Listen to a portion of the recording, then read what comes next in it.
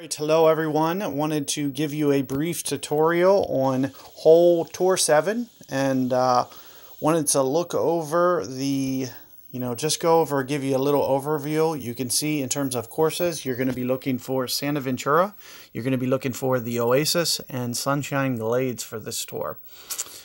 In terms of the tee box, it's going to be the second tee box.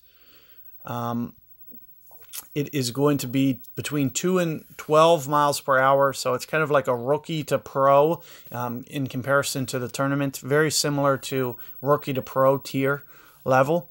You're going to see a 20% increase in the needle speed, so it'll be very similar to what you've previously experienced before the update.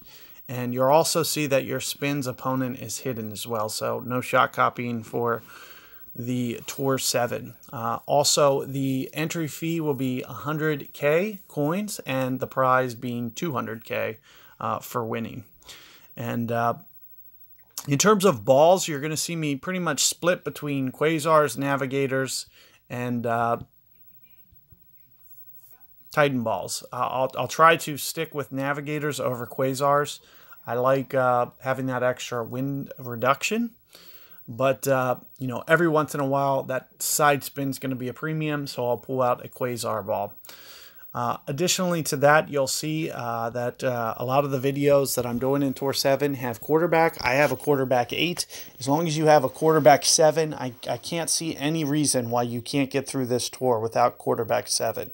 Especially if you want to, use some of your gems to, you could get through this tour rather tidily, 20, 30 games. So, in terms of Titan balls, we're talking, about 15, for example, that you might need to use to clear this tour or so, and being able to use the rest as Navigators or Quasars. Do watch my videos, as you'll be able to see a lot of the shots that I'm able to manipulate the quarterback club, and you're going to find that that extra curl and accuracy is going to give you a distinct advantage over guys using extra mile.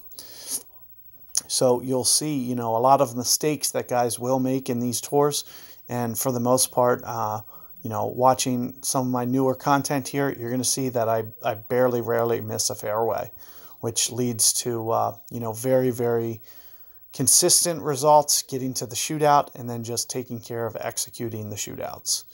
So there's going to be 7 different shootout holes right now, one in Sunshine Glades, and it is very covered on my channel. You should be able to find some videos. I was trying to get it with a little bit lower wind. The videos that you'll see will be a little bit higher wind in content, but I do have that shootout covered for you guys to where that you can see, some higher winds being played on that tour. It's not too bad of a shot. It does get a little bit complicated with lower clubs, and having that little bit of extra backspin capability and definitely length are going to be important factors. But I can't see any reason you can't get by with quarterback. Ideally, you're going to want to go with sniper, but early on, until your sniper gets to an 8, that is the cutoff point where you're going to need to use the Guardian to, get through this tour.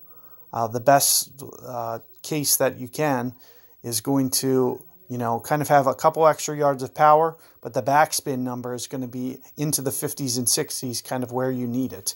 That's, the very next level for sniper is the point that sniper goes to about, I think, like 60-ish or so in the backspin, and that spin upgrade is crucial. As soon as you hit that, that's your point of not looking back, and you can just, if you have a sniper 8, that's exactly what you want to be using. You can copy my shots and just, for example, for this wind, taking a look here, if I used 5.6 for this shot, if I was to go to my sniper and add a sniper 8, it's going to play very similarly. But you'll see that an equivalent shot here is 8.0. So this app will do the conversions for you. If you don't have the app, that's okay too. Same thing with the Golf Clash notebook. You can go to the website and you can get these wind charts printed off for yourself to be using and going off of, and you could come up with those equivalent adjustments for yourself. Other than the wood, as I was mentioning, you know, you really need that backspin.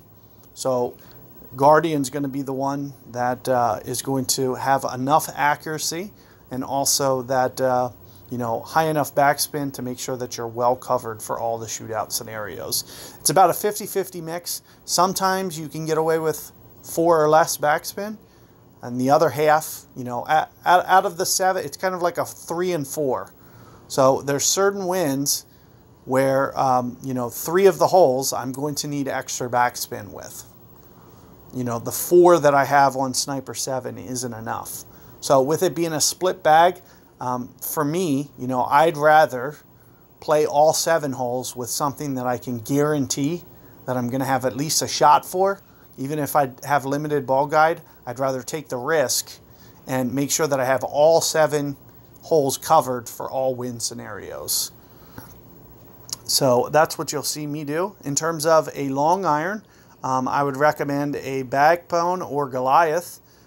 There is a Milano hole where you could potentially go off the island for a shootout on the 1 par 3. And, you know, having that extra length and curl of Goliath will be definitely nice. However, I play a rough bump on that no matter what.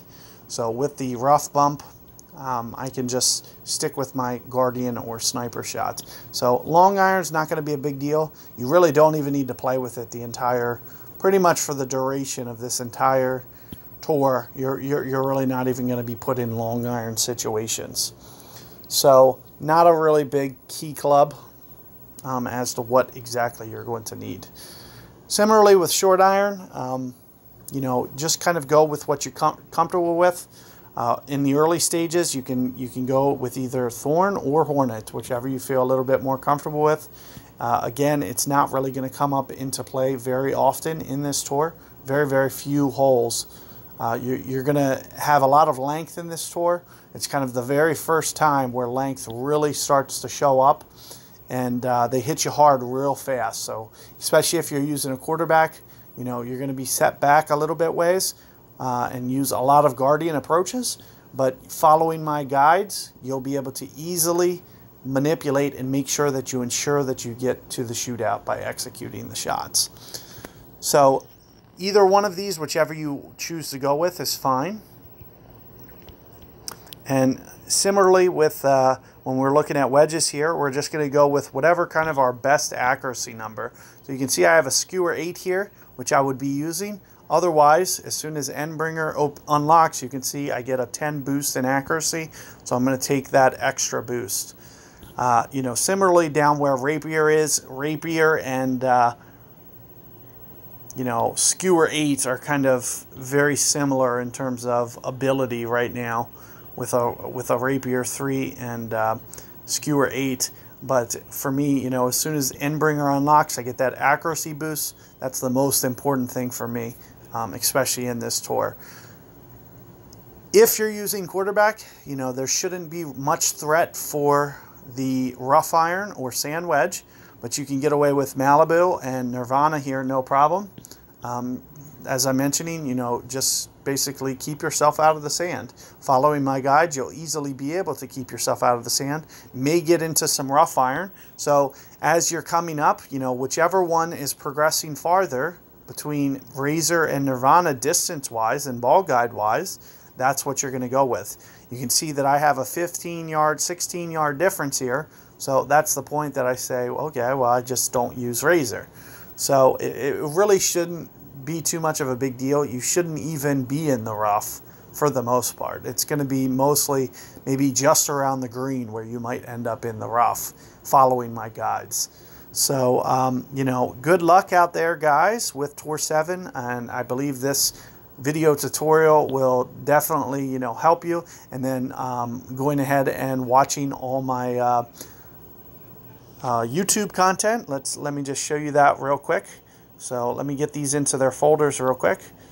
And this is Sunshine Glades individual and Oasis shootouts. So what you're going to see here is, you know, all these different playlists that I have set up for you, that if you go to my channel and then hit playlist, this is going to be the portal where you see all the second tee shootouts and individual holes.